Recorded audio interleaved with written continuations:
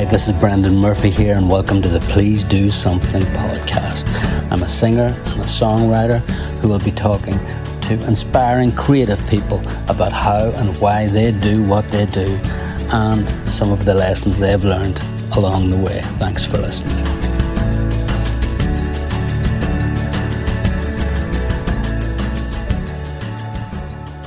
From demo tapes to final master, join Greg Canty and me as we explore the making of the four of us' latest album, Crescent. Track by track, we'll share the creative journey and studio stories that brought this album to life. Let's begin. Brendan Murphy, how the hell are you? Fantastic, Greg. Fantastic.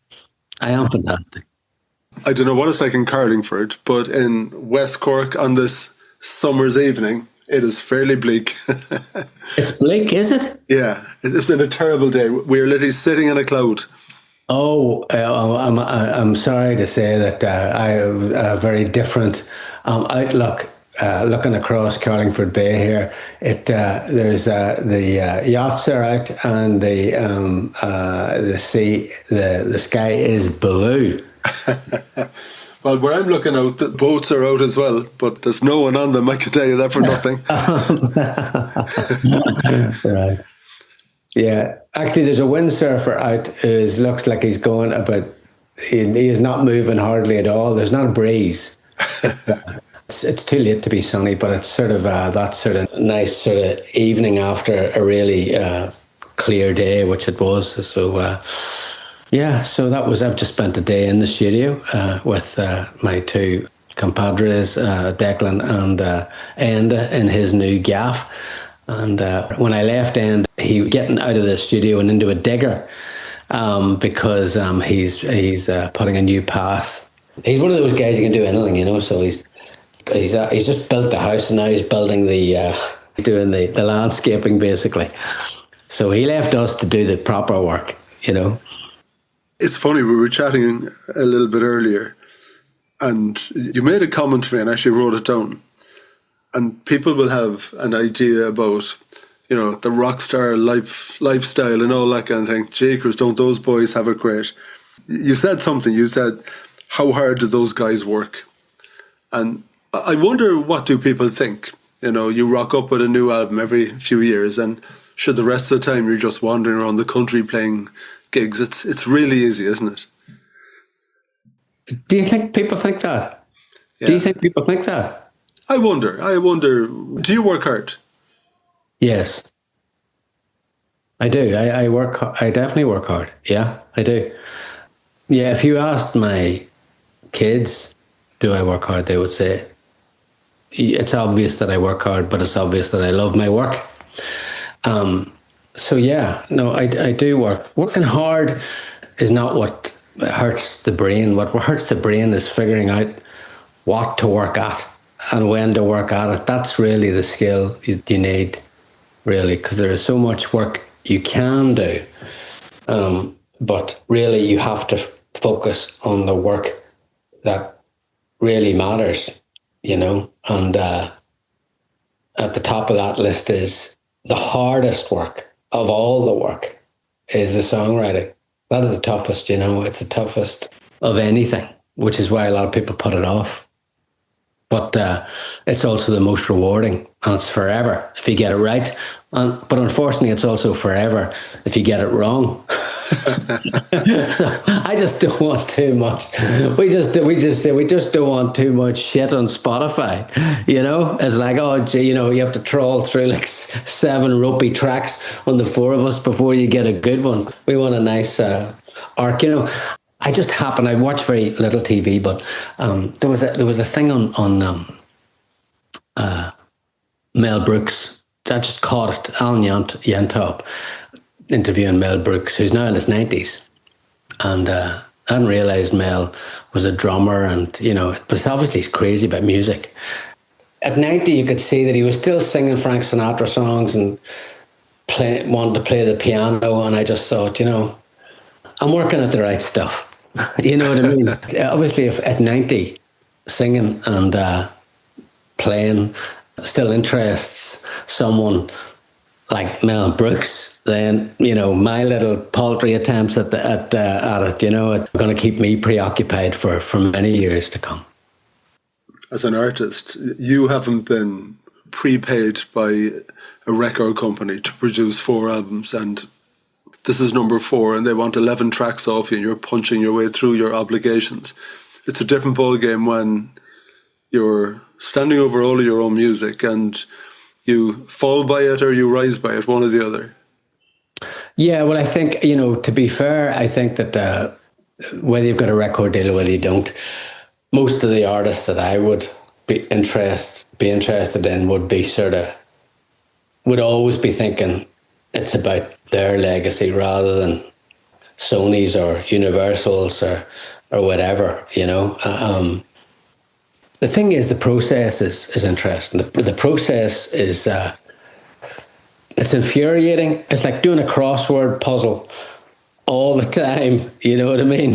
It's a constant head scratcher, just the actual putting the music together, mixing the music with we were writing today, and at one point I had worked on 2 different ideas for a song, the same melody, because the way I do it is like, in this case, Enda had created a soundscape and I had sung rubbish over it, but with a melody. Then they edited together all the bits of melody. This is pretty normal for us. All the bits of melody that they thought were interesting, and discarded the bits of melody that they didn't think was interesting. They put that together into a 3-minute thing and then said, now, go and write some lyrics for that. And I wrote 2 sets. I just wrote the chorus because I thought, I'm not writing the whole song, because if they don't like the chorus, they're not going to like the rest of it, And I hit them with the first one and dismissed it instantly. And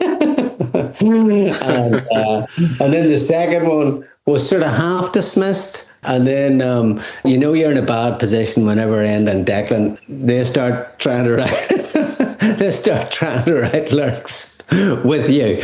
You know what I mean? So the 3 of us are sitting there and I know, no, man, I'm going to work harder next week so I don't have to go through this process. It's like sitting in a room with 2 guys that can't play the guitar and asking them to book it, It's something, they're not that bad actually, but, it'd be better if I was doing it. They made you pay, did they? They made me pay. It was like, look, if you're not going to do it, we're going to have to get involved. So I'll work harder next week. Oh, no, I'm going on holidays next week. But actually, you can write well when you're on holidays because you sort of take yourself out of the lyric writing sometimes for me is like it's not working is when you get into a mental rut. And anything that gets you out of that mental rut, like a needle on a record player. It's like someone kicking the needle. It disorientates you, and when you get disorientated, you're likely to come up with something more interesting than you would if you were just occupying the same sort of mental space you've been occupying for weeks or months. I don't think it's an accident that a lot of musical artists will literally go to a different country, a different culture, just to get them out of themselves, Yeah, so you're off on holidays for a week with the family. 2 weeks. 2 weeks. You've had a good run of it with the new album. You've been busy gigging and all that kind of thing. Obviously, you're back in the studio. So for those 2 weeks, and the ideas, I'm sure, will come into your head with different bits and bobs. Would you be inclined to slip away and record things into the phone, or can you literally put a full stop on all of that? No, I don't think I can put a full stop on it. But equally, I can't. I'd probably just have to get up a wee bit earlier some mornings and do it. Once everybody's up and about, I want to be present, Yeah. I'm not working. But if I wake up at 7 some morning and the sun's shining and, I feel like, maybe I give an hour to that idea that Enda and Declan were crucifying. Maybe I can, I'll work on that sort of something to come back. So it depends. Yeah, I don't, if I come back after the holiday and hadn't done much, I wouldn't be crying in my tea, I'd be going, that's fair enough, you're on holiday. But at the same time, half of me is thinking, well, maybe there's the flight, I've got the headphones on in the flight. Maybe I can listen to, So there are these periods where there's not much going on in a holiday, either because the family's asleep or you're on a flight or stuff like that. So I might have a few windows here and there, but yeah, when everybody's up and at it, I'm not going to be working. No. And when you are surrounded and everyone is doing different things and you have that idea, what do you do with it? Do you take yourself away for a while, or what do you do? I would put it in a voice memo, and I've got a notes folder on the iPhone, and I have a notes, so it's like different things. One of them is song, one of them is titles, and then obviously 90% of my voice memos are either song ideas or guitar ideas. So your phone is amazing. I've been doing it long enough to remember what it was like when you didn't have that, when you were humming something and you didn't have an iPhone to put it. You had to write on a scrap of paper, so the phone's fantastic for that, for ideas, for capturing ideas. So, huge question for you. From all of your holidays, give me the best Four of Us song that came as a result of you having a bit of a break. The brain cleanses a little bit and it comes to you. That's a tough one. Being on holiday. Maybe You Make Me Feel, which was on the Heaven and Earth album. I was on holiday when I came up with the melody. It was just a piece of music that I had, and I was on holiday and I was listening to it constantly, and then I came up with the melody and that You Make Me Feel, that chorus that I just whatever. So and then it has a summery vibe to it, probably because I was on holidays at the time. And does Declan ever come back from holidays with good ideas, does he? Nobody comes back from holidays and criticizes my ideas. I remember when Sunlight off Heaven and Earth. I remember he came back from holidays, and I had the chorus and the bridge, but an entirely different verse. And he went, "Oh yeah, that chorus is fantastic, bridge is fantastic, and the verse sucks big time." And then I wrote a completely different verse. But when he comes back from holiday, obviously, I know that he's completely, it's a totally authentic. He's hearing everything for the first time. So that's a really good time to get a judgment on stuff. When we're making records, not as much now because we just can't, but certainly in the past, I would sort of disappear from stuff when I would see that End and Declan were getting sort of, or whoever, the producer, co-producer Pat, or anybody, Kevin, they were working on stuff. And I thought somebody needs to not have heard this 2 billion times, you know what I mean? So I guess that's going to be me. And then I would come back, but you could see that maybe they worked on something and I would just dismiss it. And I know that feeling, you've been working on something for hours and somebody comes in and just goes, "I don't like that." And then you go, "Well, why not?" And it's like, "I don't know." And you're crying, you're fuming, like, "What do you mean you don't know? Like, it's not good enough to say I don't like it. Give me a reason why you don't like it." It doesn't feel right. It doesn't feel right. That's not enough information, because you can't really do anything with that. It doesn't feel right. But so I'm supposed to keep working on something until it feels right for you. So give me something. Yeah, exactly. Yeah, give me something. Throw me a freaking bone. So you're looking for something. Yeah, I don't know. It sounds a bit. I think like today was that Declan, when he dismissed the thing, he said, "I just don't like that lyric. It sounds too negative." So, but at least I can do something with that.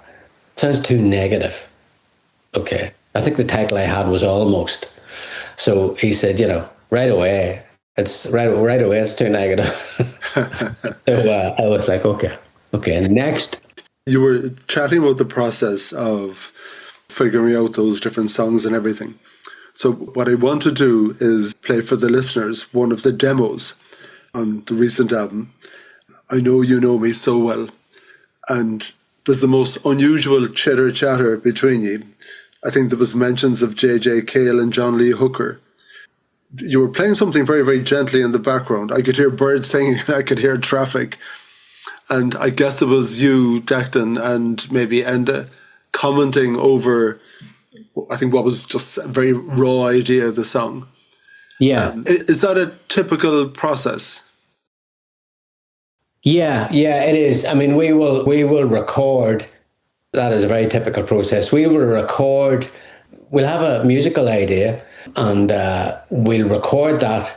Then I will be given the mic, and that musical idea will probably be a jam of some description, which lasts for maybe 5 or 6 minutes, and then they will run the track at me, and I will sing along to it, and they'll record that, and then we will move on. We will leave it, and then we'll come back a week or two later, and we will listen to it as if it was somebody who's playing us a record, and it's not us. I'm sure JJ Kelly too. Yeah, JJ Kelly, yeah. Put him into the spot. JJ Kelly meets John Lee Hooker, and I know.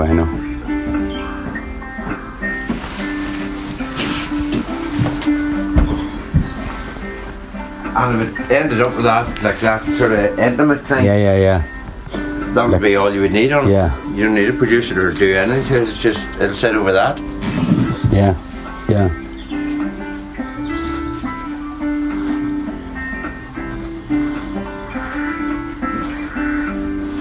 That's a good instrumental section, all of that.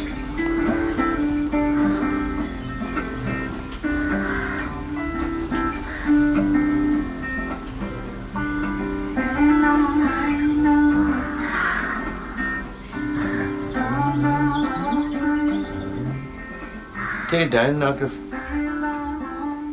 I know, like that. Yeah. And then we will critique the hell out of it. Like it's like, as if it's somebody else's, oh, that's good. And if it's good, we normally go, oh, does that sound a bit like, or equally, it could be bad, And I don't want to name any particular artist, but there's certain artists that we sort of mention. It's like, it's not good. And the three of us know, two of us, they all know, we all know that this particular thing is mentioned as a comparison. It's like, oh, well, we're going to have to change that, so, but it's hilarious as well sometimes, so we'll be laughing even if we're taking the mickey out of ourselves, but it's great because, you just judge it as if it wasn't yours. And so, I mean, you wouldn't want to have a thin skin if you're working with us, because part of the fun is actually just going. That is absolutely like there's no room for politeness really. If it's bad, it's like how bad. Let's really sort of dig into how bad that is. Yeah, that's a beautiful track. Can you tell me about it?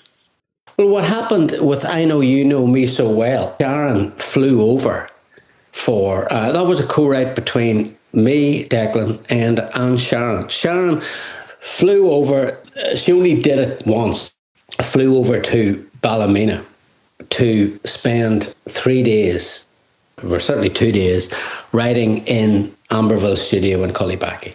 We had a few ideas, but very basic ideas. And one of those ideas that we had was a song called I Know, but it wasn't a song. It was just I know. And I changed it to I Know You Know, and Enda preferred the I know. And I went, no, but that's got nowhere to go. I Know You Know. At least I can figure out how we can try and turn that into a song. But that's really all I had thought about. So when Sharon is such a sort of machine that when she comes in, if she doesn't like something, you want to be able to move on to the next idea pretty fast. So we had about 3 or 4 of these. One of them was I Know You Know. And within 5 minutes, she said, she listened to the work tape and she went, I know you know me so well. And I remember laughing and saying to myself, and that's why you're Sharon Vaughan. It's a genius line. It's genius. And it's like, I had that I know you know for months and never had I thought about putting something like that at the end of it, which that's a great title. I mean, that's just a great hook. So once you're working backwards from something that strong, the intelligence, the irony and the wit is in the actual title. If you can pull that off, you are on a complete winner. You know, it's like Roger Miller, a lot of the great songwriters, but or Sharon Vaughan, so she came up with that.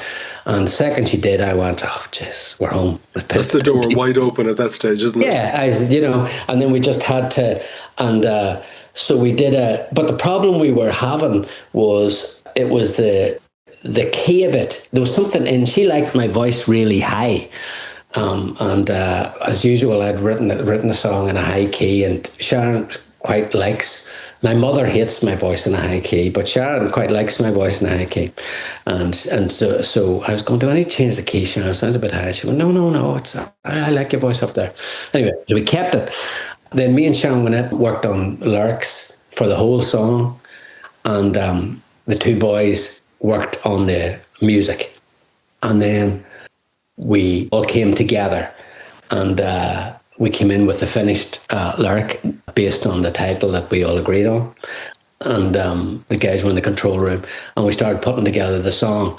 And we realised that actually I could octave myself. So I could sing really high, but I could also sing in the octave below that. So it was really low for me. So it was high and low. So it was it wasn't a double track, but it was two voices, both me, but both octave, one high and one low. And the track itself, Ending Declan had done, was quite rougher than a lot of the Crescent Night songs, a bit more indie sounding. I think Sharon thought maybe it was a wee bit too indie sounding. She didn't say it, but we sort of were getting off on it. And that's really what ended up on the record. I think Sharon probably thought, but again, I'm putting words in her mouth, but she never said it, that it could have been a more realised recording if we'd tightened it up a bit. But part of what Ian and Declan loved was the fact that it wasn't done to a time grid. So the song at one point slows down pretty drastically. You know what I mean? Which you don't really hear in a lot of modern records. After the second chorus, it literally, the timing of the bongo player, who is Enda, I'm calling him out here, just went out of time, really. But, and Declan, Declan loves all the old records, so he loves when stuff isn't exactly on it. He likes it when it's a wee bit sort of rough and loose, and like some of those early 50s, 60s records. So both him and Enda were grooving, and I could detect from Sharon a sort of a look over at me, like they do realise, this wouldn't cut it in Nashville. But they loved it. So it ended up on the record, just sort of like what it was. But a great experience writing it, and actually a really good song. And it was one of the very few experiences we've had with writing. That's the only song on the record that's got 4 writers on it. That's the only time. There's only 4 writers on the record, but generally it's me and Sharon writing a song, or it's me and Declan writing a song. But on this, the one song on the record, it's me, Sharon, Declan and Enda writing that song.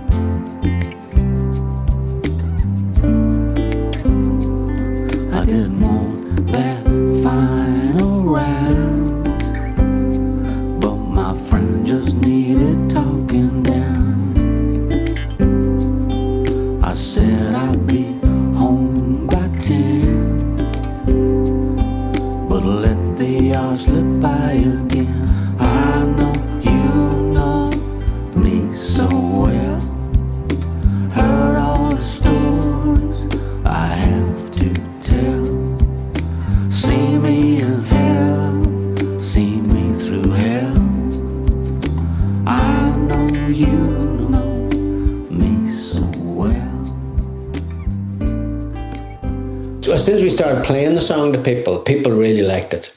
Really, really liked it. The roughness didn't bother people, really. Yeah, and it's a gorgeous song. As I was saying, there's a nice, easy, soft shuffle to it. And I spotted those lovely harmonies. I presumed it was you, but I was wondering maybe Declan would get an appearance on there. No, it's not, and it's not a harmony. It's an octave, so it's basically it's basically me singing just a whole octave below my original vocal. I presume you can't do those 2 vocals at the same time. I can't, but we will be doing that song live. That song is actually going to be. I've said this to Declan, so we'll see if it turns out like that. But I think that song could be a big live song for us. And the reason that I think it could be is that I can sing that high, but Declan can sing that low. And it would be a great song to sing as effectively, me singing the high version and him singing the low version and performing the song that way. But we're just not there yet. We've tried it, and I'm excited about it. I think we'll probably get it over the next. We've been working so hard on some of the other songs because all these songs now, to make them work on the two guitars. I think it's a really good song. I don't like most of the record. This is a song that's written from the perspective of someone who's my age. Whereas a lot of the rest of the record is written about someone who is a younger version of me. So part of the hard work really is, once you've done the album, just figuring out how to play these tracks live in front of an audience? Absolutely. Because when we made the record, a lot more so than, say, Sugar Island, we decided not to go down the path of starting with the two acoustics. I mean, we were playing the two acoustics in the studio, but we were trying to wrong foot ourselves so we wouldn't do Sugar Island Mark II. And that meant that basically a lot of the times the songs were built over like riffs that Enda was playing on the bass and the stuff, and us then on the two guitars.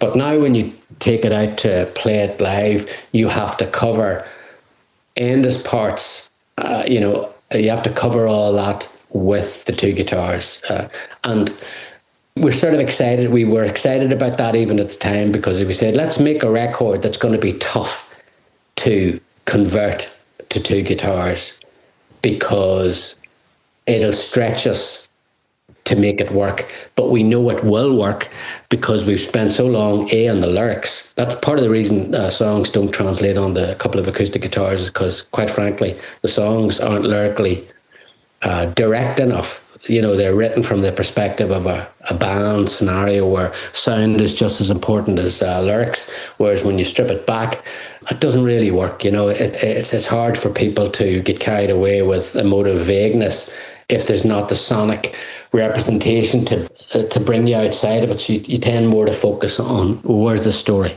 and we know we're covered for the story, so then it's just about covering the bases. So, okay, can I hear, where's the bass part in that? Where's the lead guitar part in that? Where's the rhythm in that? And try and make that work on the two acoustics. So, yeah, it has been tough. It has been challenging for some of the songs, but that one, not really. That would not be challenging. It's more the songs that we've discussed earlier. The songs that we're talking about in this episode are all very easy to do on acoustics, all of them, including the song we're just talking about. That's a vocal job really there, which I think is going to be fun. So as a tribute to Sharon Vaughan, and the genius of a song title and all of her songwriting prowess, you have to play that live, absolutely. You have to figure that out. That out. I agree with you. Yeah. So there's another two tracks, two of the songs that we said, there were the children we had to give away a little bit, and there were two of them I wanted to chat to you about today. The first one was Mirror Ball Lights. Yeah. So now we're on to the songs that didn't make the record. Yeah. Okay. So Mirror Ball Lights, I presume that's back to our disco days, Crescent nights, the big mirror ball. I thought, we were thinking, at one point we thought, no, we're going to make the whole album. We're not going to move into the present tense at all on this record. We even thought about putting that Waiting Game not being on the record. But then we wrote Carry Me to the Water, and which was, about Dad, and that was obviously recent history. So we sort of knew that, then there was a value in having the record move between the past and the present.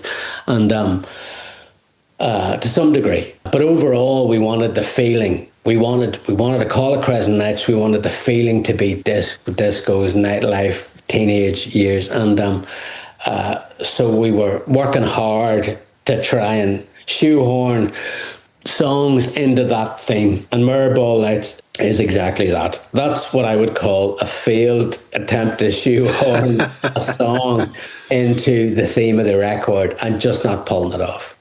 You know, I mean, it's that simple. It's okay, but it's just not.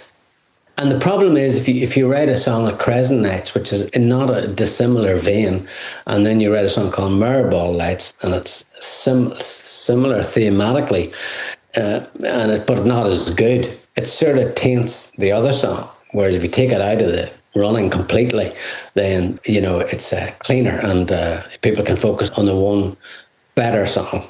And Crescent Nights is a better song, as far as I'm concerned, than Mirrorball Lights. So Mirrorball Lights is where it should be, with the bunch of on the subs bench, on the substitute bench, where I think it's likely to remain. Unlike, say, Hold On to Me, which after we did the episode last week, and you were sort of arguing for it being a stronger than where it ended up as a sort of in the subs, on the subs bench. And since that episode, we received a lot of people in touch saying that they agreed with you that the song was too strong to be on the subs bench. I don't think we'll have that problem with that song. Now I know I'm being tough. I'm talking about the Mirrorball Light song. So yeah, it's okay. It's all right. It wasn't, just didn't didn't cut it.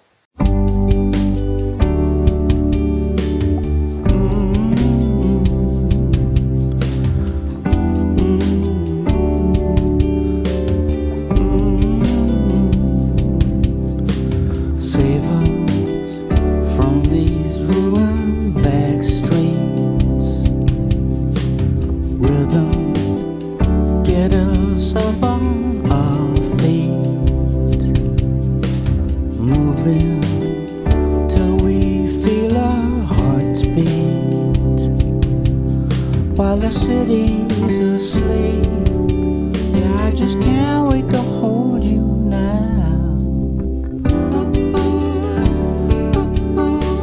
Dancing in a neon haze, swaying as the music plays, like the mirrorball lights. Yeah, so while we're talking about mirrorballs, you have to come to Cork City. And there's an old man pub that's right on the quay in Cork City called the Idle Hour. Yeah. And Friday night or Saturday night. And it is a real small, tiny little old man pub. But they have a mirror ball. And yeah, at a particular moment in that evening, a bunch of very middle-aged people. The dance floor, if you could call it a dance floor, it's like a square in the bar. The mirror ball is going, the music gets turned up very loud, and people absolutely lose their shit, and they stand on tables and they stand on chairs and they dance, and it's great fun. Well, that sounds like a place I gotta go to. Yeah, absolutely. Well, I tell you now, coming into maybe the tail end of the year, we'll get you down on a Friday night and we'll head into the Idle Hour, an old Dockers bar that someone has just done a little quirk on it, and it's a great fun place on a particular night of the week. Wow.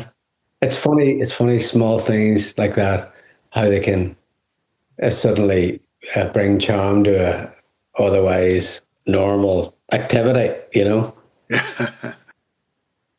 So it's the heart that rules. Declan liked that demo. On this one, I like the tone of the voice. I ran out of time with it lyrically. I ran out of time trying to make the lyric into something that meant something.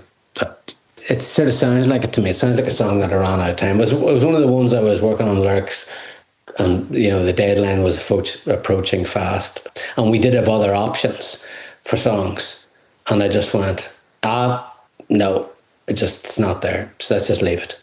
Because it wasn't the only problem. It didn't have the lyrical heft that it needed. And melodically, it sounded like what it was, a sort of a half song that needed more. The songs, just sometimes you work on a song and you think it's going into a wider space, but it's actually... you're driving down a dead-end road, and then at some point you hit you hit the no through road, and you hang around a few times, look for any way that you can to squeeze through, but at a certain point you just get tired and go, why am I doing this? I'll just get the bus instead. You have other options. You have other song options, and if a song is really presenting problems when you're writing it, for me anyway, I need something in the song to be like unusually good for me. I say like a song like St. Gabriel's Drive. What that had was it had a sort of a rock and roll sensibility to it, even when the lyrics weren't there. Quite like the St. Gabriel's Drive, but that wasn't the St. Gabriel's Drive. It was Lights Out. It was sort of an Elvis-y thing that I really, really liked about it. So I was fighting for that even when Declan wasn't really that interested in it. Crescent Nights had a title that was just too good. So I hit the same thing with Crescent Nights we did, where it was like we were driving down, these dead ends. It was like, oh, geez, another dead end. But we didn't get out of the car. We just kept turning and trying to find another route and another route and another route, because, frankly, we knew that there was something special in. And sometimes it's a melody line, and sometimes it's a song title, and sometimes it's a guitar part, and sometimes it's a bass part. But there has to be something that's actually like, and the stronger everybody feels about, but that one bit. We're working on a song today, and the thing that everybody's getting excited about, I kid you not, is when I go, hey. So it's literally, I sing hey in the song, and Declan's going, no, we have to keep that hey. And I was going, what do you mean? He says, well, you're never going to sing it like that again. We've got to keep that hey just in case you can't sing it as good as that. And I think they would let the rest of the whole song go just to keep that hey. So it's like a great moment in a bad film. Songs are all made up of moments, and there's nothing worse than a song that has no great moments, but lots of decent moments. It's got lots of decent moments all the way through. No one needs another one of those. You need a song where there's at least one thing that's going, have you heard? I really like that bit. And this is ultimately what I'm talking about here now, is this is all about my opinion and Declan's opinion and Enda's opinion. It may not be the world's opinion, but the only opinion that matters when we're making our record is our view of what constitutes great when it comes to melodies, lyrics, all that sort of stuff, titles. It's a bit like when Sharon came up with that title, I Know You Know Me So Well. Now, no one is going to tell me that that's not special. Once she had that title, there was no way that song was not going to be worked on and worked on and worked on until we had a song as good as the title. But in the case of The Heart That Rules, you've got a lot of things that are not bad. You have not a bad melody. You have not a bad title, but not a great title. You have the music is okay. So when the going gets tough for a song, who's going to be fighting for it? There's nobody. No, Declan was the only one. He probably fought harder for it than me or Enda. But ultimately, he had to give up because it's not like I Know You Know Me So Well. There's nothing in it there. And there was no musical equivalent of that either. There was no great guitar line or great. So I mean, that's the sort of thing that goes on when you try and figure out what songs make a record and what don't, or what songs are worth spending weeks on and what songs aren't. Is usually at some point you've just got to ask yourself the hard question: is there any element of this song that is really special? And is there anything special in the melody? Is there anything really special in the lyric or the title? And if the answer to that is no, then next.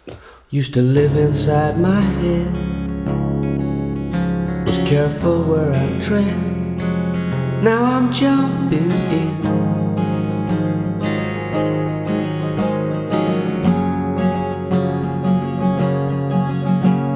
I used to wear the art, now it's in the lap of the god. If I lose, oh,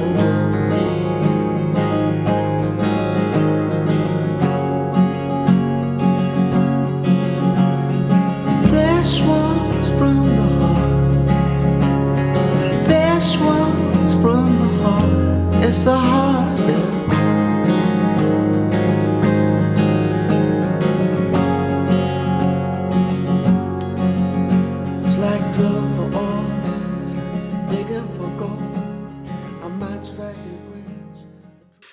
ironically, we're talking about a song called It's the Heart That Rules. And I guess your hearts, they have to just close down to some of these songs when you're not seeing the daylight with them. No, yeah, exactly. Life's too short, Yeah, and I think Sharon would. I mean, when she's writing a song a day, so she's like, her attitude would be very much like we could have been. While you're working on that mediocre idea, you could have been writing on a completely new idea that is inspiringly better than the idea that you're, plowing away out there. Yeah, maybe it's just trying to tell you something when you've worked on it a week and there's still nothing special. Maybe that's a sign. I think I certainly, myself and Declan, are inclined to, see problems as it's sort of generally worked out, and for us that when a song is easy, we're suspicious of it. But generally, when a song is easy, that's a good sign. It usually means you're on something. You know what I mean? It's not rocket science. Yeah, but it's so subjective, and if you want to work in it for 6 months, knock yourself out. It's your baby. Well, that's it. And you're right. That's it. It's totally subjective. So say in the case of Crescent Nights, which we did work on for 6 months, that was just the concept and the title is too good, and no one else could write that song apart from us, which is also a thing you're looking for. You're looking for something that's unique to you, because then nobody needs another record that sounds like an artist that we've already heard before. You were chatting about that word, hey, that you had in the song. I was thinking immediately, there's a Blue Nile song, and he does a hey, and then there's a line after it, come on, girl. And great song. But every single time you're listening to it, you're waiting for the hey. Yeah. And it's a spontaneous thing. It's the only time it happens in the track. It seems to be out of the blue. And he goes for it. And as you say, it's that little piece of magic somewhere that can be captured. Yeah, and I know what you're talking about. I know what you're talking about in that song. Yeah. That's how good that hey is. Yeah. You know what I mean? So you're talking about, to a lot of people, an obscure song on an obscure record, and but yet I am going, that's right, that hey is magic. I know exactly what you're talking about. It's like if you're watching a football match from 1975 and you see a great dribble. And do you remember that dribble that Archie Gemmill did in the Scotland versus? That's what that is, except it's a musical version of that. And they don't come around that often. It's just got some magic, and it's subjective in one way, but in another way, part of the reason why a musician has any sort of a career is because he has got an inkling. He has got some sort of a sensibility of what is universal in his own work. He has to, because otherwise it would never leave the bedroom. Yeah. You've always said to me that when it comes to new albums, what's really important to you is the first few tracks. They're the ones that will hook the listener, and I won't go as far to say you don't care about the other ones. But anytime I chat to you, you go, yeah, bang. The first few songs, so important, they're the ones to hook you. So the very last song on the album, Miracle Every Morning, was that always going to be the last track, or how was that decided? How did that end up being the last song? How did that end up being the last song? There was quite a lot of discussion about that song and where it should go. And I think that it was just one of those ones where we did lots of different running orders. And the song ends, it's got a pretty profound end. And also, Miracle Every Morning seemed like a good way, because it's more about where life is now. It's a song that is not written from the perspective of a young man. It's a song that's written from a perspective of an experienced man. And, the idea of going from a song, like a teenage song like St. Gabriel's Drive and Crescent Nights, which opened the record, Youth, to a song that is sort of at peace with, the guy is at peace with himself as an older person. But it all turned out okay, sort of a song, you know what I mean? It also, I think, good about it as the last song was it sort of goes, while youth is really exciting and while it's great, it's just part of the journey. And as someone who's now Like, I'm only middle-aged now if I manage to be the longest living man in Ireland. So I haven't even passed middle age, you know. But there's some new drugs out, Brendan. I was Yeah. reading the headlines today. Yeah, Is that right? I hope so. Yeah, I just don't want to be. But I don't want to be looking in the mirror if I end up that. I got what they're going to have to. Well, they're going to do drugs to make you sort of feel 70 if you're 120. You know, is that like just because you're alive doesn't mean to say that it's worth the effort? This is true. Yeah. So that song is about really the fact that it's like a happy ending song. So it's like, hey, look, I get to wake up with a person that I'm crazy in love with every day. And that, you know, through all the discos and the nightclubs and the whatever, and the journey to that has been great. But that is a gift. And, you know, if the last song had been about being 16 or 17, I think it would have felt less like a sort of a journey. And also the song prior, there was I Know You Know Me So Well, is a similar song, but it's also, that song is a bit more like, well, you know, sometimes I am not, you know, might stay out a little later than I ought to, and I ought to do, you know what I mean? So that song's asking for forgiveness. But this song is about being grateful for what you have, which is a nice, it may not be very rock and roll, but the feeling it gives you is probably a good way to leave the listener. A lot of people love that song, and already one of our most favoured tracks on the record, and part of that maybe because it wasn't put in that position as the very last track, because the songs that tend to get the most attention from the listener are the first two tracks and the last track.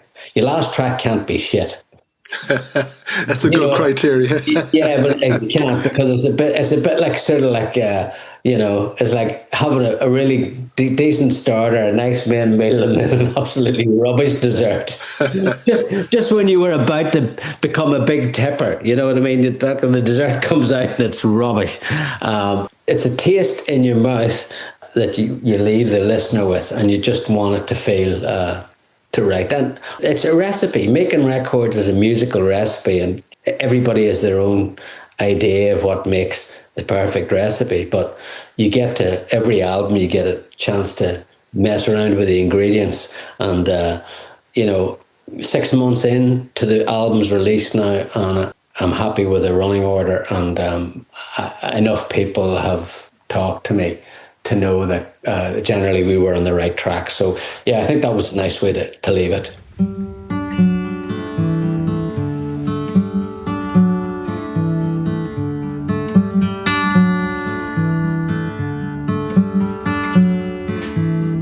Waking up, looking at you, it's like I'm waking up with a new masterpiece every morning. You're lying still, sunlight diffused, changing the shadows to paint a new masterpiece for me this morning.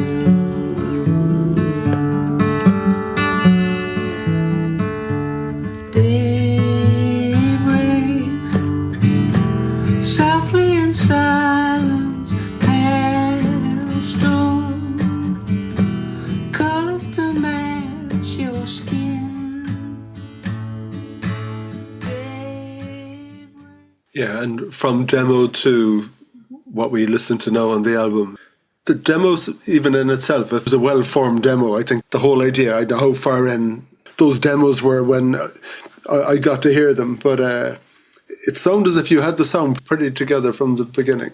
Miracle are we talking about? Yeah. You know, that song was me and Sharon. Oh, another Sharon one, yeah.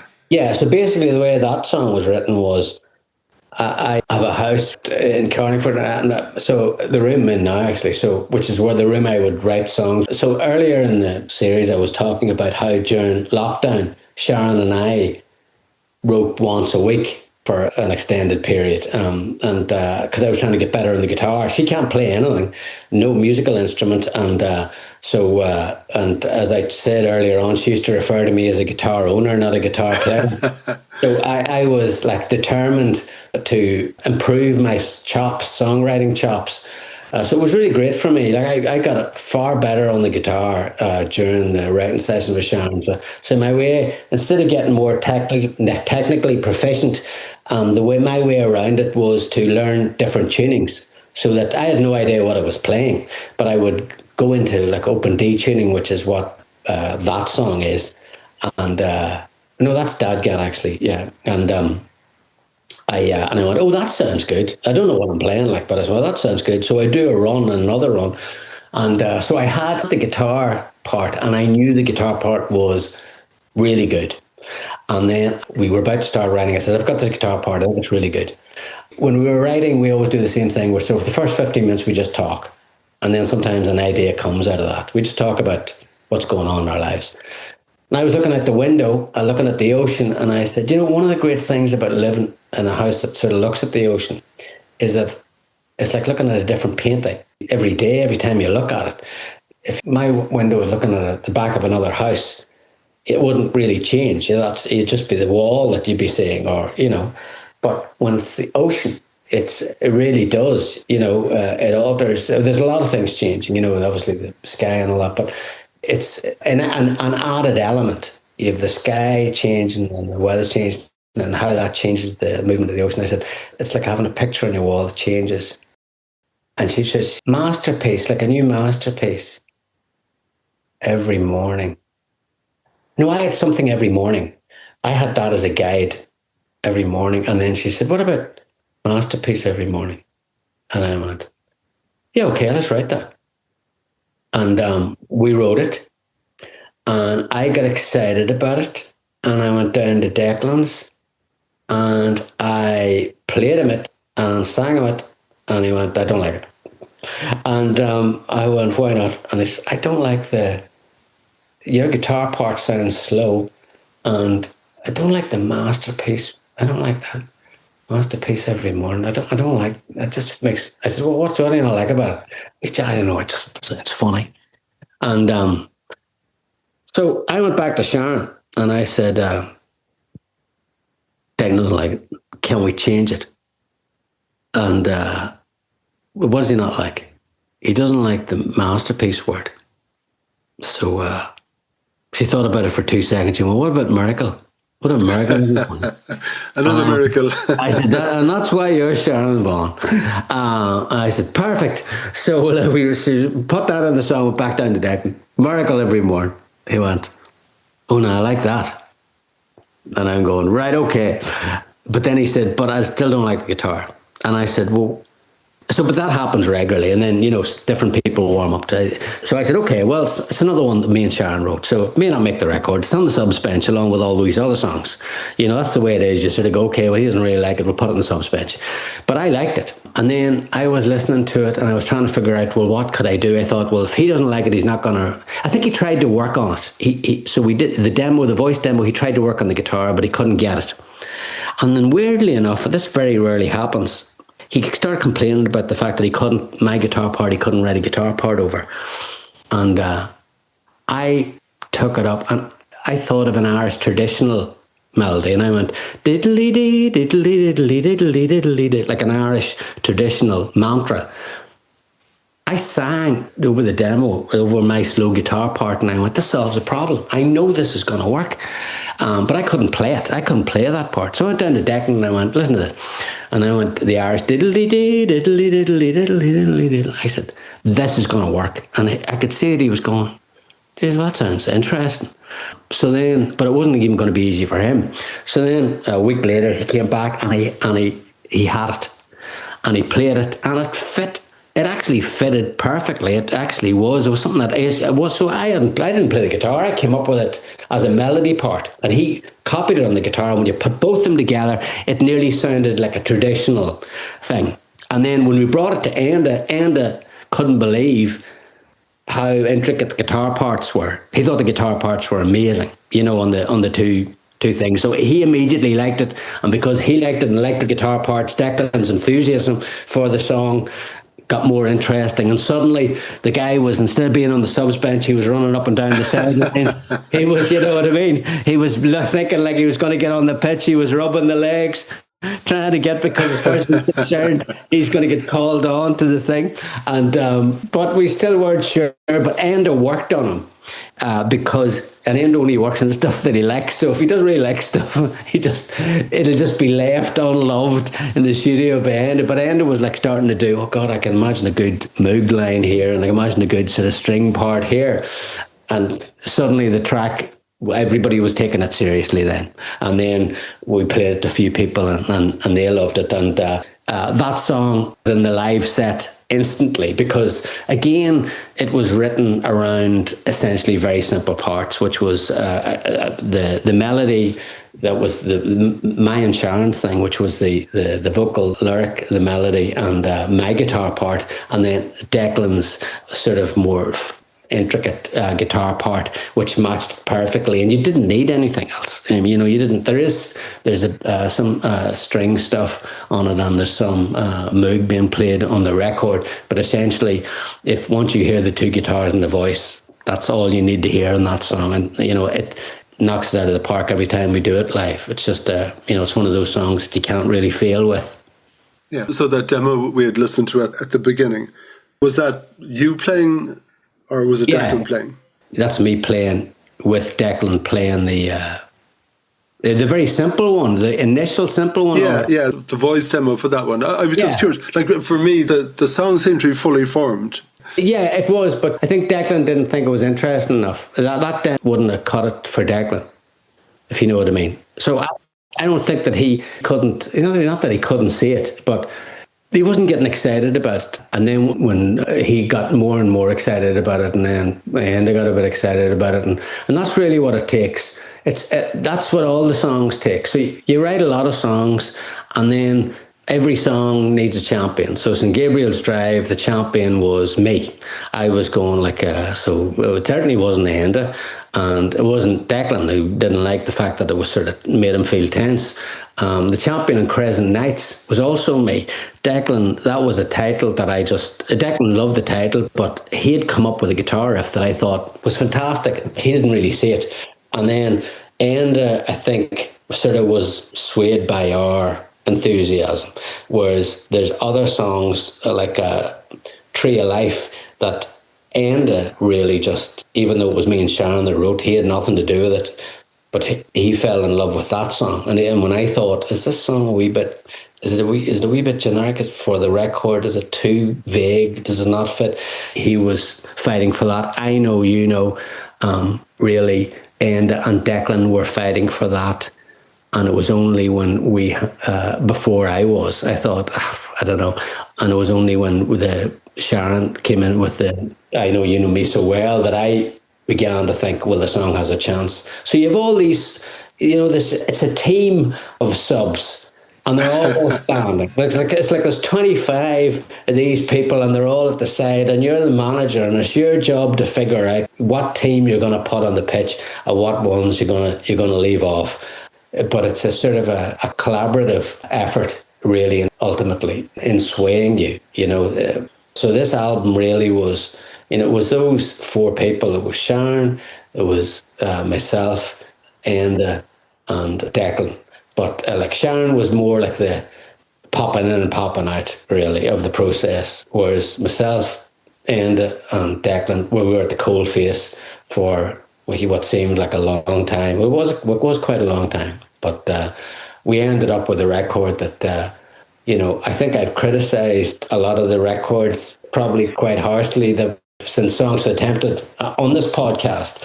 And so far, this is the album I would criticise the least in terms of it got to where we needed it to get there.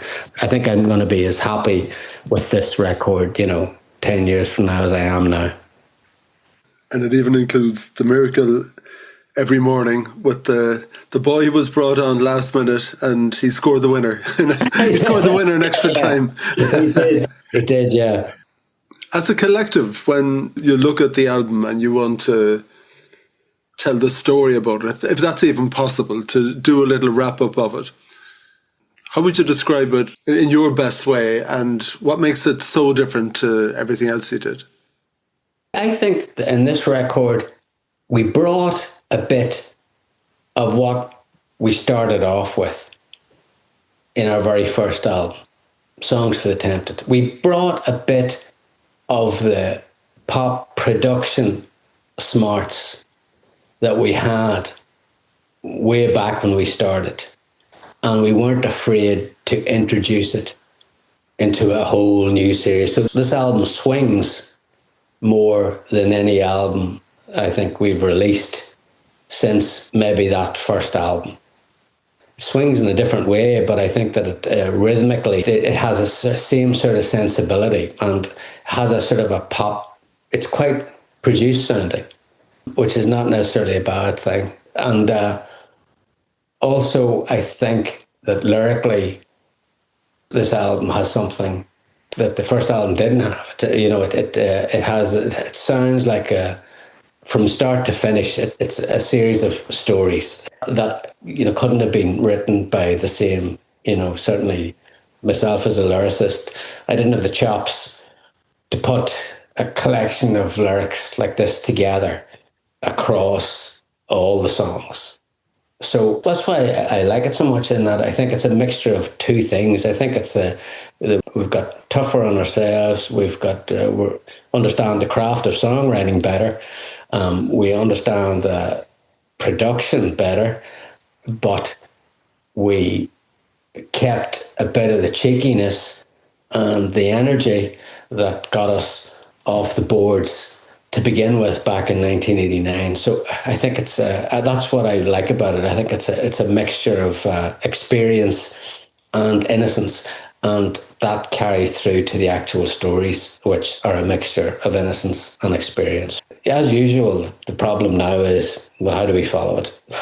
which is why I'm going to end this every week, and that's not going to get any easier. But that's part of the fun. Yeah. Is there any sneak preview, any sneak feeling as to the next direction?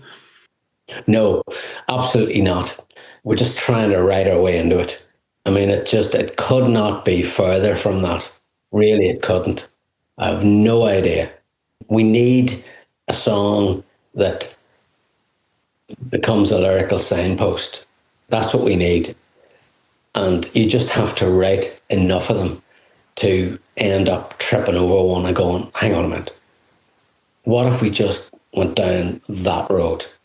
And you just have to write your way into it. I think that on the last record, I think pretty early on we knew that we wanted that what the theme was going to be. It was going to be a follow-up to Sugar Island. It was going to be this, not this record. The record that we're going to make next, I have no idea, literally, where. The one thing that I do know is that the two guitars are going to be at the centre of it. Two acoustic guitars are going to be at the centre of it. And maybe, we normally react to the album that precedes it. So like Sugar Island was quite a spare acoustic sounding record. And then we followed that up with a record that had more body, more production, more instruments. We're probably likely to go, in my mind, I would be like, wouldn't it be good to do an album that's rawer, more acoustic, but has maybe more bite than a Sugar Island album? Because I'm a far better guitar player than I was when we recorded even Sugar Island. Our show is getting more dynamic. We make a big sound for two acoustic guitars, and it's only getting bigger. So one thing that might be nice would be to try and really focus on guitar parts and really focus on dynamics without using too many other instruments in the mix, and see if you could create an Irish version of like that sort of folk stroke rock and roll thing that has elements of singers, that keeps the lyrics but maybe has the energy of something slightly more dynamic. But that it could all go out the window, because ultimately it's just about the songs. You just wait until you write one, and it's one song after the other that has to be. And when you have enough of them, then you go, what do we have a theme?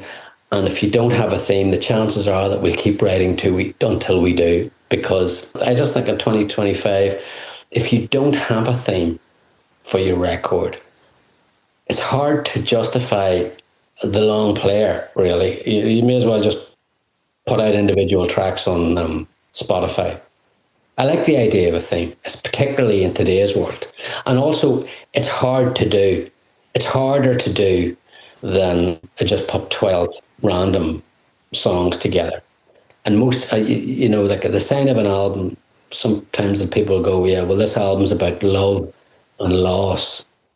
And that normally means it's really not about anything. It's just like sort of like it's about 10 or 11 songs where the lyrics are on subjects that we've all heard before. And, I don't know, maybe I'm just getting cranky in my old age, but I just think it has to be something more. It has to be something more. So please God, it's going to happen sooner rather than later. The only way that we can get a record out faster, I've realised, is by working twice as hard to get that list of songs together, because you have to overwrite and then edit. There has to be literally about 40 of those guys on the sidelines warming up, rubbing their legs, thinking that they're about to walk onto that pitch. Because if you only have 11 of them, chances are you have a couple of ringers in there that really shouldn't be playing at all, Well, maybe 2 weeks at a villa by the pool, chilling out, sipping on cocktails, beautiful red wine. Yeah, that's it. I can feel it coming. I can feel it. I can feel the next team coming. Yeah. Club Tropicana, watch out. There you go. Brendan, have a great holiday. That signs us off on Crescent Nights. Well done. What an amazing album. Well, Greg, thanks a million for all the insightful questions on it. And I really enjoyed the trip through all the albums. And we're not done yet. Plenty to come. Exactly. Have a great holiday. Take it easy. Thank you.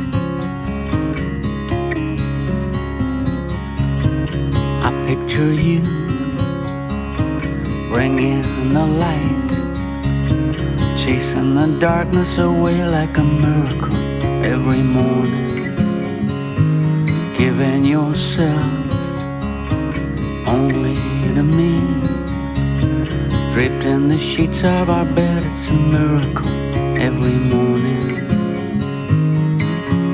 Day breaks softly in silence and pastel colors to match your skin. Day breaks easy and quiet and grateful to see you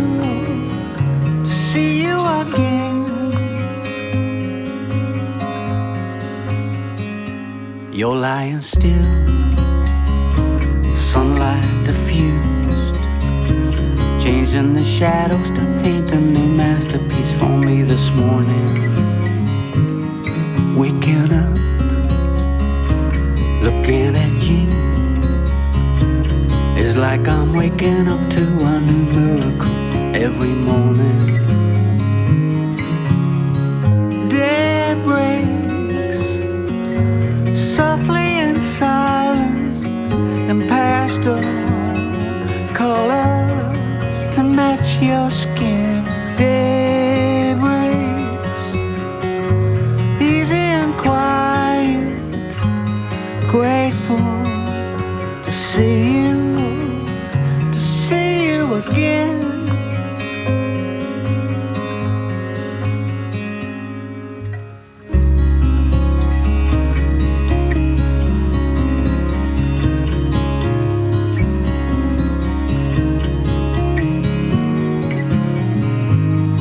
Waking up, looking at you, it's like I'm waking up to a new miracle every morning. Like I'm waking up to a new miracle every morning. Like I'm waking up, I'm waking up.